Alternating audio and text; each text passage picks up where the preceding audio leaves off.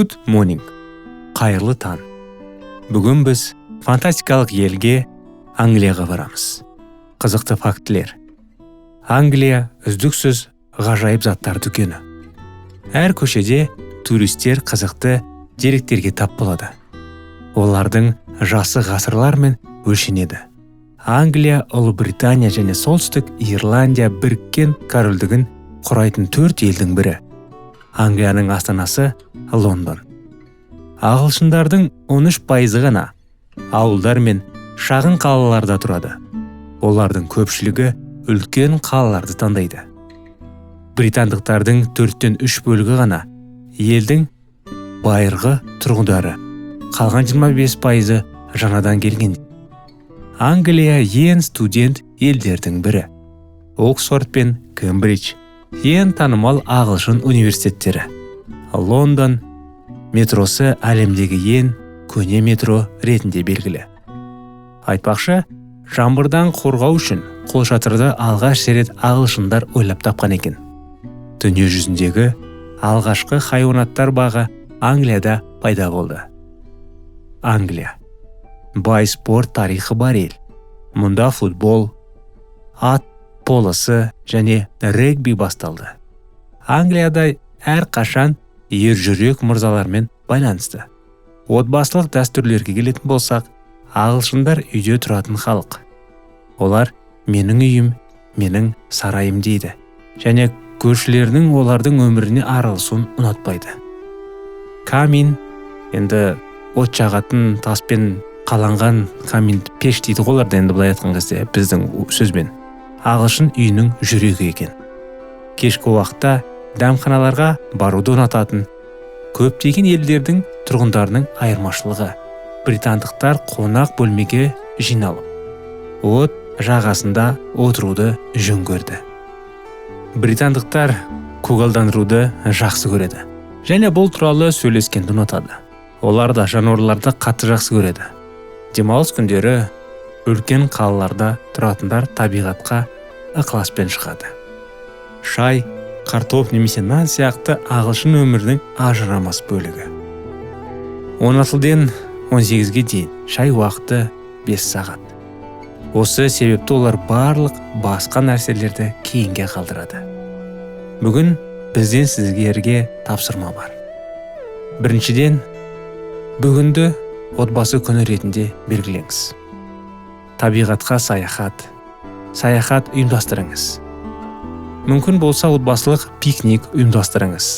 Әр қалада саябақ бар, сол емес пе? Отбасыларыңызды алып, әйеліңізге көмектесіп, арасында енді балалардың ниеті болса, оларды көмектесіп, бутерброд, біраз заттар алып, қарапайым заттарды. Бір асталарыңызға төсейтін енді плед дейді ғой. Плед алып, барлығы мүмкін бір рюкзаққа сияр.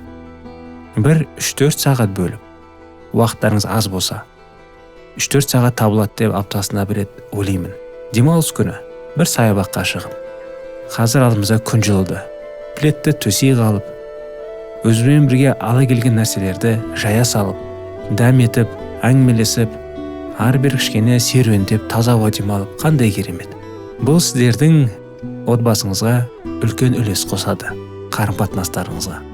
Сондай-ақ кешкі шай ішуге болады. Онда тек шай ішіп қана қоймай, алдағы күндерге арналған отбасылық жоспарлар туралы сөйлесуге болады. Сіздер өздерінің отбасыларыңызбен жиі сөйлесесіз ба? Бірге жиі жоспарлайсыз ба? Балаларыңыздың күндері қалай өтіп жатыр? Олардың қандай мақсаттары бар? Олар не ойлайды? Немен қызығады? Оны білесіз бе?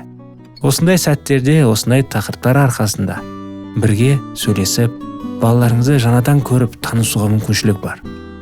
Әрине, бүгін столдың үстінде ойнайтын көптеген ойындар бар.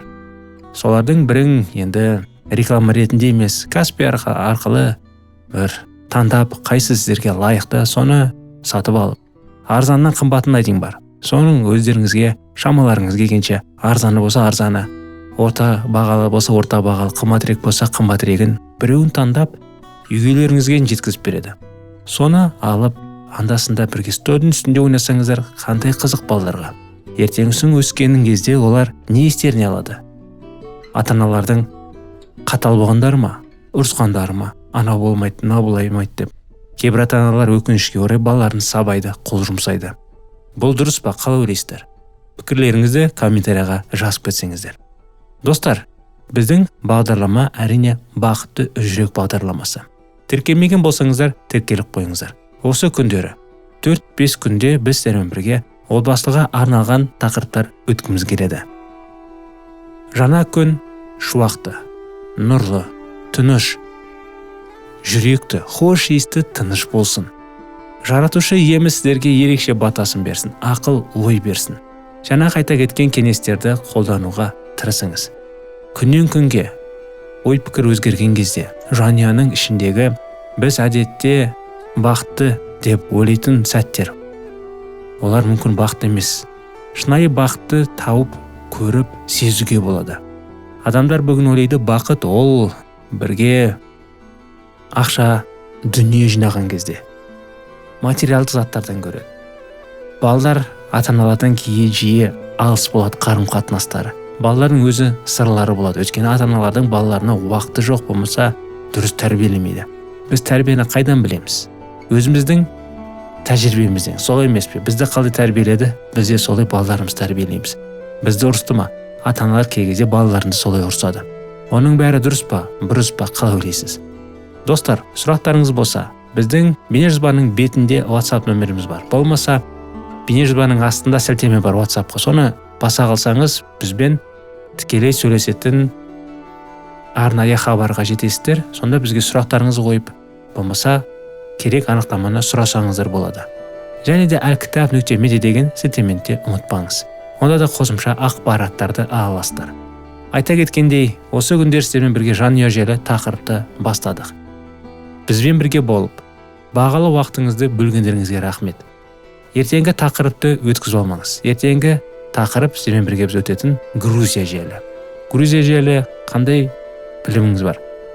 Не білесіз? Ол қандай мемлекет? Оның бәрі ертең.